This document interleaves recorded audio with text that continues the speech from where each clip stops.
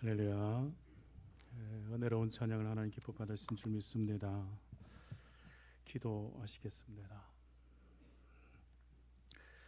주님 감사합니다. 오늘도 예배를 드릴 수 있는 은혜를 주시니 감사합니다. 마음과 뜻과 정성 다하여 하나님을 예배하오니 주님 예배 받으시고 우리의 심령에 은혜를 내려 주옵소서. 성령 하나님 역사하셔서 우리의 마음에 하나님의 말씀의 은혜로 채워 주옵소서. 예수님의 이름으로 기도하옵나이다. 아멘. 한번 좌우로 인사하실까요? 사랑하고 축복합니다. 한번 인사하시죠.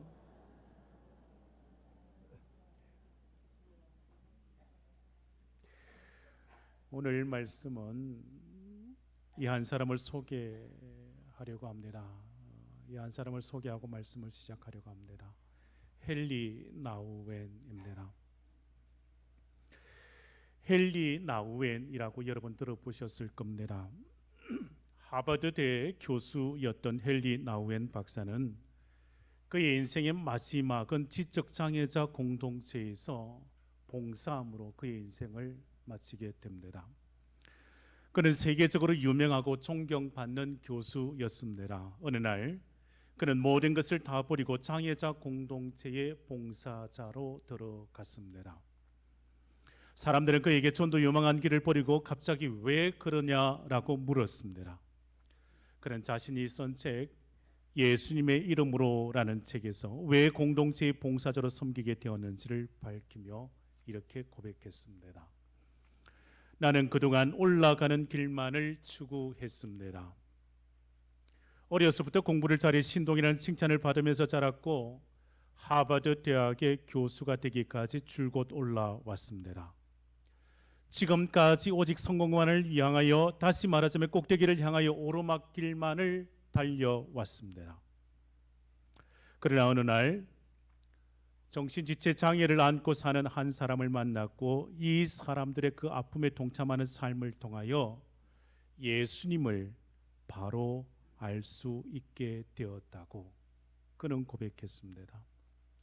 그래서 복지시설의 봉사자로 들어왔습니다. 오르막길에서는 예수님을 볼 수 없었는데 그러나 이 세상의 가장 낮은 자의 그 마음을 안고 사는 이곳에 봉사하며 진정한 주님을 만날 수 있었다고요. 사랑하는 여러분, 우리는 대부분 더 나은 삶, 더 높은 자리, 더 많은 것을 소유하려고 합니다.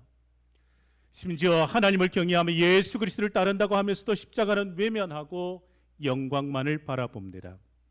하지만 하나님을 섬기고 예수님을 따르는 신앙의 길은 다릅니다. 예수님은 좁은 길, 좁은 문, 그 길을 걷는 삶을 우리에게 가르쳐 주셨습니다. 세상에는 창조 원리가 있지요. 나무는 위로 자라고 그 나무의 뿌리는 아래로 자라지요.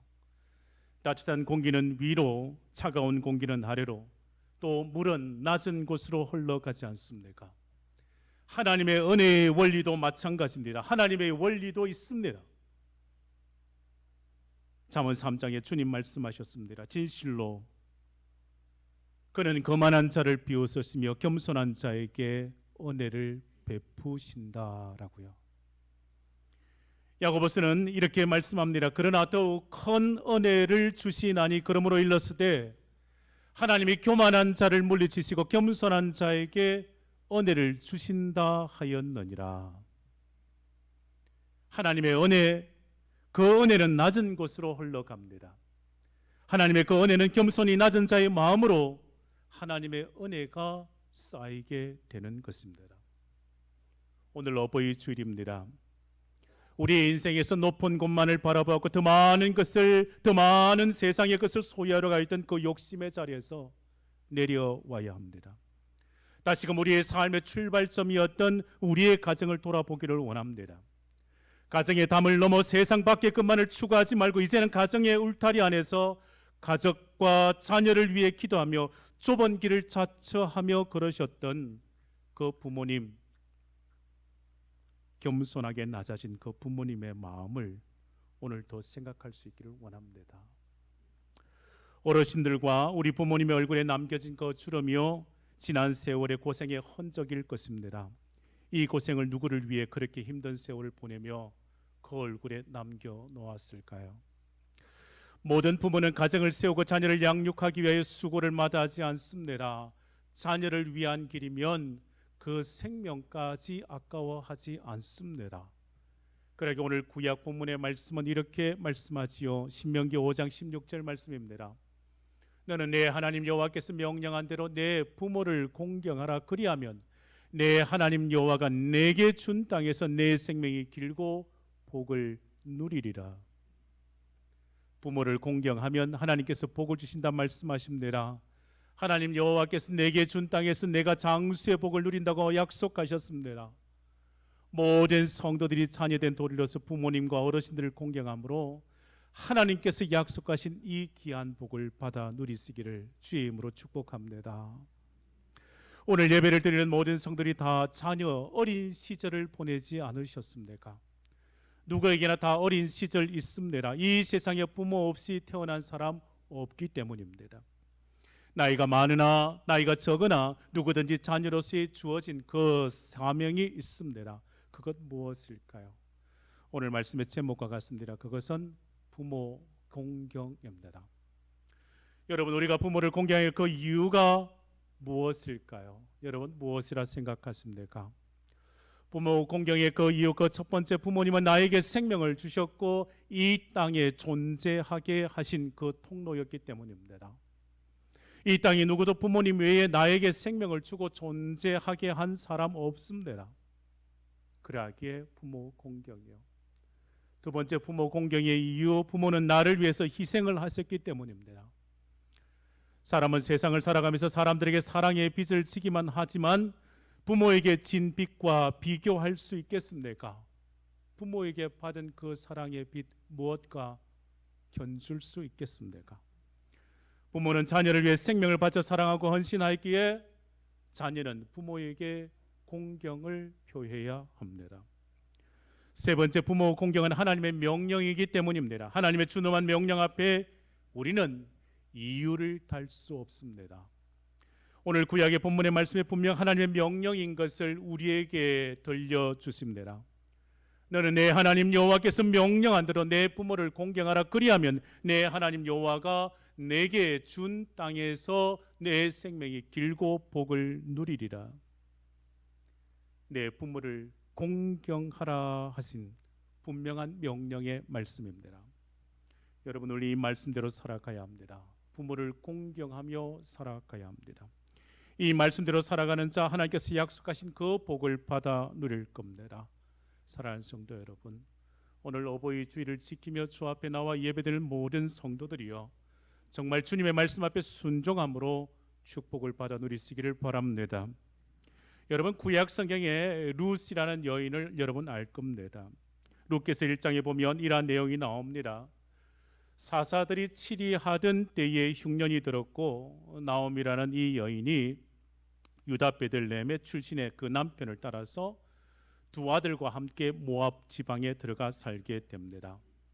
이후 남편이 세상을 떠나고 두 아들의 자부를 얻게 됩니다. 그렇게 세월이 흘러 10년쯤 살았을까요? 큰아들 그 자부가 오르바 둘째 아들, 둘째 작은 아들의 자부가 룻이었습니다. 10년의 세월이 지나고 두 아들마저 죽고 말았습니다. 이제 시어머니 나오미가 남았고 두 자부만 남았습니다. 그래서 시어머니 나오미가 두 자부에게 말하죠. 각각 너희 어머니의 집으로 돌아가라고요. 이때 큰 자부 오르바는 친정으로 돌아갑니다. 그런데 둘째 자부 룻은 시어머니에게 말하는 거예요. 어머니께서 가시는 곳에 나도 가. 그곳에서 유숙하겠다고.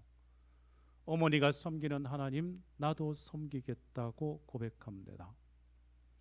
시어머니 나오미를 모셨습니다. 룻은 끝까지 효를 다했습니다. 시어머니에게 효를 다한 룻, 하나님께로부터 복을 받아 누리지 않습니까? 그는 가정을 이루었습니다. 은혜의 가문, 축복의 가문을 세우게 됩니다. 사랑하는 여러분, 룻과 같이 부모님을 잘 섬기는 믿음의 사람 되시기를 바랍니다. 시어머니를 잘 섬기면 복이 있습니다.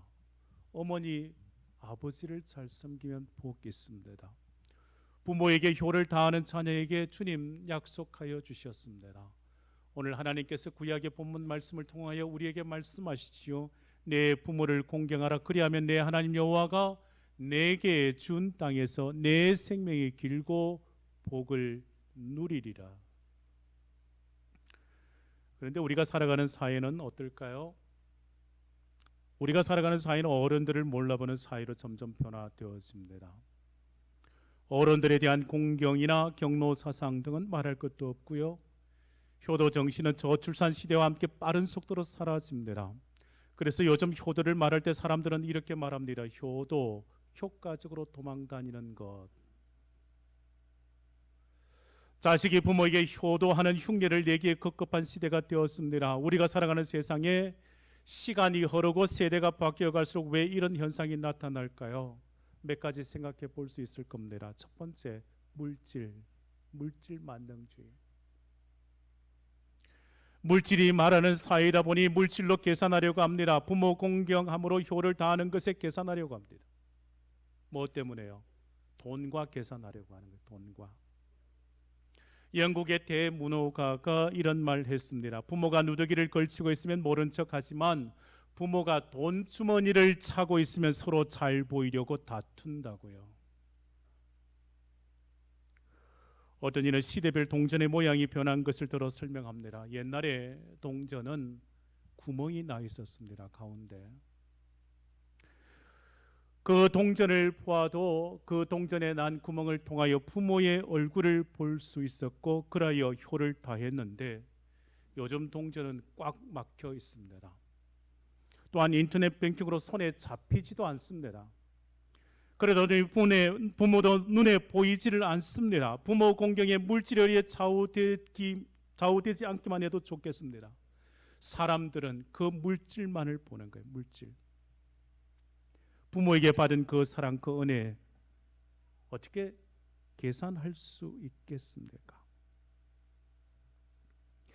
두 번째, 세상에서 부모 공경의 마음이 사라지는 이유가 있습니다. 개인주의입니다. 개인주의.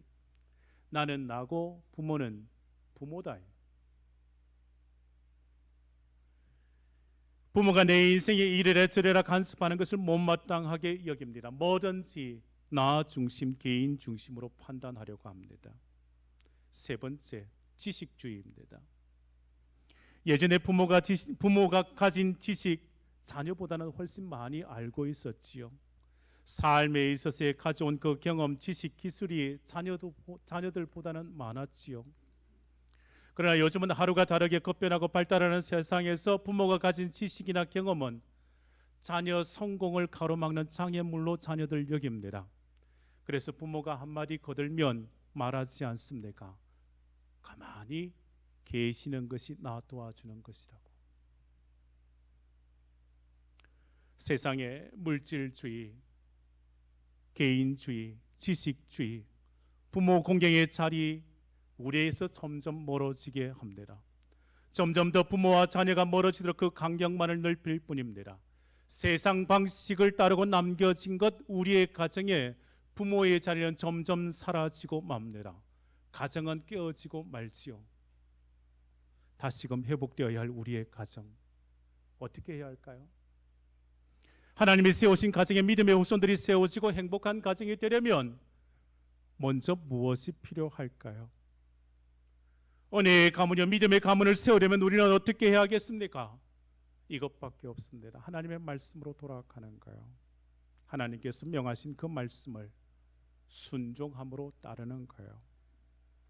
여러분 지난주 보셨던 말씀 여러분 기억하실 겁니다. 신명기 6장 7절 세마의 말씀에 내 자녀에게 부지런히 가르치며 집에 앉았을 때이든지 길을 갈 때이든지 누워 있을 때이든지 일어날 때이든지 이 말씀을 강론할 것이며 무엇을 가르치라고 말씀합니까? 하나님의 말씀이요 십계명의 말씀이요 내 마음과 뜻을 다해 하나님을 사랑하고 부지런히 자녀들에게 하나님의 말씀을 가르쳐야 합니다.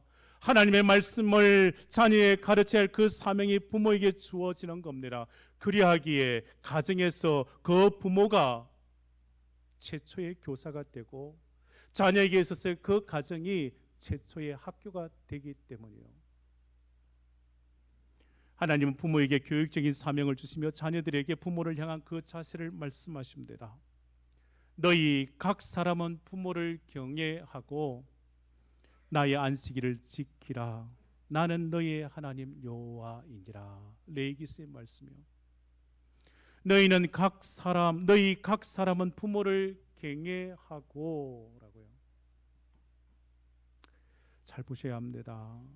하나님을 경외하고요. 하나님을 경외하고 또한 부모를 경외하고요. 여러분, 레위기서 19장 3절 말씀 띄워주실 수 있나요? 방송실. 너희 각 사람은 부모를 경외하고 나의 안식일을 지키라. 나는 너희 하나님 여호와이니라. 잘 보셔야 합니다. 경외하고. 하나님은 자녀들에게 내 부모를 경외하라라고 말씀하십니다.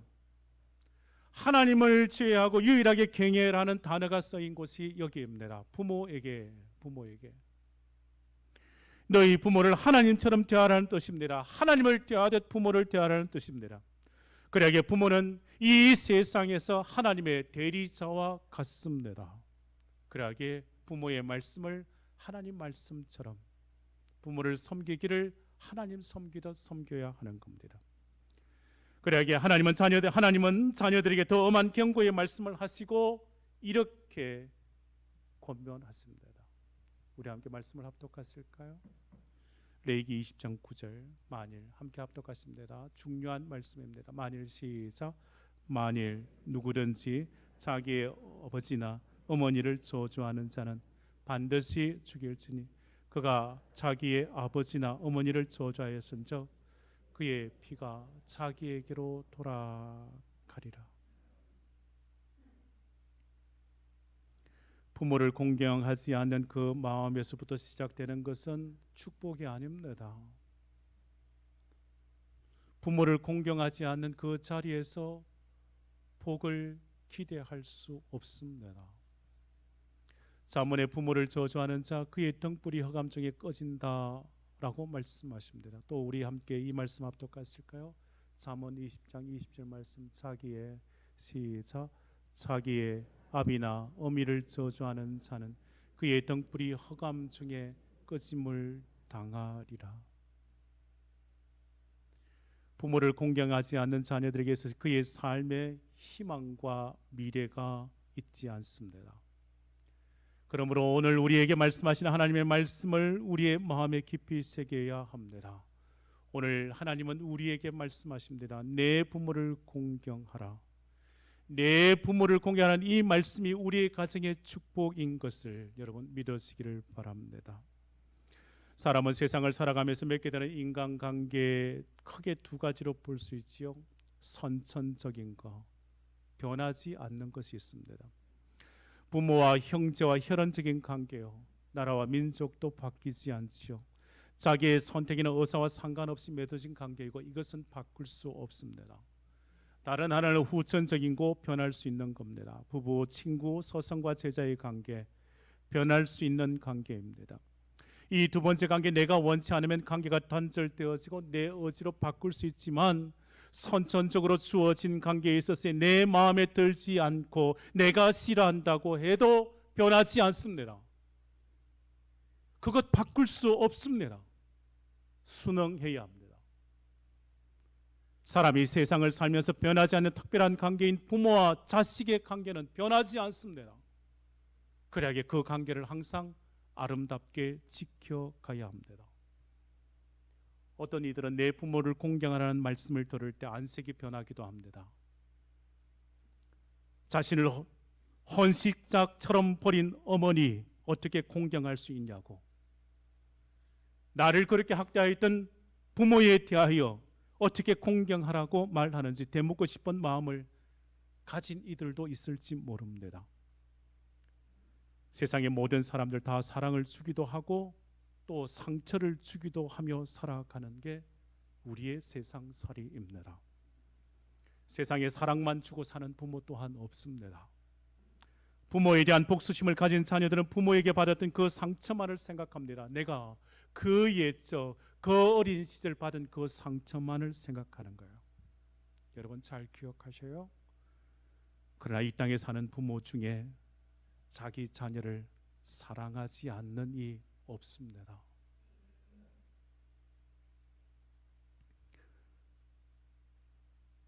이 한 분을 소개하려고 합니다. 순회 선교단 이끄는 김용희 선교사입니다. 그는 지금도 이 땅의 수많은 젊은이들에게 선교의 열정을 심어주는 한국의 유명한 선교사입니다. 그는 자신의 출생에 대하여 이렇게 고백했습니다. 나는 망한 술집 아들로 태어났습니다. 나는 어릴 적 교회의 교자도 예수의 예자도 들어보지 못한 불행한 가정에서 자랐습니다. 세상의 육체적 향락을 마음껏 탐닉하던 아버지가 술, 여자, 쾌락, 돈에 미쳐 사시다가 처자식도 없는 사람처럼 비참하게 돌아가시자 아버지의 죽음과 함께 중학생이었던 그의 남겨진 가족 방 한 칸 없는 뒷골목으로 내던져졌습니다. 세상 앞에서 자신은 너무 왜소했고 누구를 불러야 하는지 누구에게 도움을 청해야 하는지 한 번도 들어본 적 없는 세상에 거들떠보지 않는 비참하게 망한 술집 아들놈이었다고 자신을 소개합니다. 그런데 그렇게 굶주림과 소외감 끝없는 원망으로 아버지와 자신을 용서하거나 사랑할 수 없을 만큼 무너지고 바닥에 인생을 쳤을 때 하나님의 특별한 은혜와 섭리로 주님이 자신의 인생에 찾아오셨고 누구에게로부터 들어보지 못한 이 말을 듣고 그의 인생이 바뀌게 되었답니다. 내가 너를 사랑한단다. 하나님이 너를 사랑하신단다. 하나님이 세상에서 가장 불량품과 같은 자신을 사랑해서 당신의 하나님뿐인 그 아들을 내주셨다는 그 이야기에 더 이상 설명이 필요 없었습니다. 부모에게서조차 사랑한다는 말을 들어본 적이 없었는데 주님은 그에게 말씀하셨답니다. 넌 재수 없이 망한 술집 아들놈이 아니고 내가 너를 대신해서 죽을 만큼 너는 내게 소중한 아들이라. 그는 더 이상 세상에서 버림받은 불행한 자녀가 아니었습니다. 주님의 자녀가 되었고 복음을 전하는 선교사가 되었습니다. 이 선교사님의 자녀가 5이랍니다. 자녀들의 이름이 특별합니다. 충성, 인애, 찬송, 응답, 선교. 그들 모두가 다 선교사가 되었습니다. 부모님을 본받아 그렇게 살아간답니다. 사랑하는 여러분, 부모는 하나님과 함께 나를 낳으셨고 나를 기르셨습니다. 우리는 부모를 통해 눈에 보이지 않는 하나님의 사랑을 경험하게 됩니다. 그 한이 없는 사랑을 경험하다 보니 아들까지 아끼지 않으시고 내어주신 하나님의 그 은혜가 얼마나 위대한가를 깨달지 않습니까? 그래야기에 그리스도인은 이 땅에서 살아가야 할 그 기본 원칙이 있습니다. 가정에서 부모와 자녀 사이에 있어서의 하나님의 말씀이 있어야 하고 하나님의 말씀 중심으로 살아야 한다는 겁니다. 그 말씀이 무엇입니까? 오늘 본문의 말씀이지요. 구약의 본문 말씀, 너는 내 하나님 여호와께서 명령한 대로 내 부모를 공경하라. 그리하면 내 하나님 여호와가 내게 준 땅에서 내 생명이 길고 복을 누리리라. 내 부모를 공경하신 말씀에서 우리는 공경하는 단어를 생각해 보아야 합니다. 공경이라는 이 단어요, 히브리어로 카바드라는 단어인데 무겁다라는 뜻을 가집니다. 하나님이 이 말씀에서 우리에게 강조하는 것이 이것입니다. 내 부모를 무겁게 여기면 내가 장수하고 내 생명이 길 것이며 내가 복을 누리리라. 부모를 공경하는 것이 참으로 중요하다고요. 내 부모의 그 인생을 가볍게 보지 말라고요. 여러분, 우리 부모님에게는 자녀된 우리가 흉내낼 수 없고 상상할 수 없는 인생의 무게를 안고 사셨습니다. 그 인생의 무게 무엇일까요? 경륜의 무게와 인식의 무게이지 않습니까? 그 무게를 존중하는 것이 공경이란 말입니다. 부모를 공경하는 자녀들에게 있어서의 하나님은 약속하신 말씀대로 복에 복을 더하여 주실 줄 믿습니다. 여러분, 그렇다면 부모 공경의 모습이 무엇이겠습니까? 오늘 신약의 본문의 말씀은 이렇게 말씀합니다. 오늘 신약의 말씀 에베소서 6장 1절 말씀이요, 자녀들아 주 안에서 너희 부모에게 순종하라, 이것이 옳으니라. 1절에 부모 공경하는 자녀에게 요구되는 것이 바로 순종인 것을 말씀합니다. 순종이 바로 하나님 앞에서 부모 공경의 바른 신앙의 자세라는 것을 우리는 잊지 말아야 합니다. 골로새 3장 20절 말씀에 이렇게 말씀하지요. 골로새 3장 20절 말씀 우리 함께 합독하실까요? 자녀들아, 함께 합독합니다. 시작. 자녀들아 모든 일에 부모에게 순종하라, 이는 주 안에서 기쁘게 하는 것이니라. 아멘. 이것입니다. 중요합니다. 자녀들아 모든 일에 부모에게 순종하라. 부모님이 한 말씀하면 10마디씩 대꾸하면서 어떻게 순종한다고 할 수 있겠습니까? 순종하다는 말의 어원을 찾아가면요, 듣는다, 겸손하게 낮은 자의 자리에서. 이 순종이라는 말의 또 어원을 찾아가면 마음을 맞춘다는 뜻도 있습니다. 잘 듣는 것도 필요하지만 무엇보다 부모님의 마음과 일치되게 하는 거예요. 그것이 순종입니다. 그것이 부모 공경의 자세입니다. 이제 여러분께 묻고 싶습니다. 여러분 부모님을 공경하십니까? 어떻게 공경하시나요? 순종이어야 합니다. 어떻게 순종하시나요? 모든 일에, 모든 일에. 기분 내키는 대로? 아니요. 감정이 이끄는 대로? 아니요. 분위기를 봐가면서 하고 계십니까? 나름대로 조건 내세우고 따질 것 따지고 계산할 것 계산하면서 순종하십니까? 주님의 말씀은 우리에게 가르쳐 주십니다. 자녀들아 모든 일에 부모에게 순종하라, 이는 주 안에서 기쁘게 하는 것이니라. 모든 일에 순종입니다. 그 범위가 무한정입니다. 모든 일에 부모에게 순종하시기를 바랍니다. 이것이 주 안에서 부모를 기쁘게 하는 일입니다. 주의 자녀들은 부모에게 순종함으로 부모의 마음을 흡족하게 해드려야 합니다. 그리함으로 하나님 아버지의 마음까지도 기쁘게 해드리는 복된 성도들 다 되시기를 주임으로 축복합니다. 하나님은 약속하셨습니다. 부모를 공경하는 자에게 복을 주신다 말씀하셨습니다. 내 아버지와 어머니를 공경하라, 이것은 약속이 있는 첫 계명이니 이는 이로써 내가 잘되고 땅에서 장수하리라고요. 자녀가 부모를 공경하는 것이 당연한 일이지만 하나님은 부모 공경하는 자를 그냥 두고 보시지 않습니다. 하나님은 부모를 공경하는 자를 그냥 두고 보시지 않습니다. 그에게 약속하여 주십니다. 복을 주신다고요. 땅에서 범사의 형통함의 복을 주신다고요. 땅에서 내가 장수의 복을 누리게 해 주신다고요. 오늘 예배를 드리는 모든 성도의 가정에 친정 자녀들이 부모를 효도하고 공경하며 순종함으로 하나님께서 약속하신 범사의 그 축복을 받아 누리는 그 은혜가 여러분의 가정에 임할 줄 믿습니다. 오늘 말씀 이야기로 마치려고 합니다. 옛 조선시대에 개성 근방에 이름난 효자가 살고 있었답니다. 어머니가 늙어서 거동을 못하시는데도 어머니에게 효를 다하여 정성스럽게 이 아들은 어머니를 모셨습니다.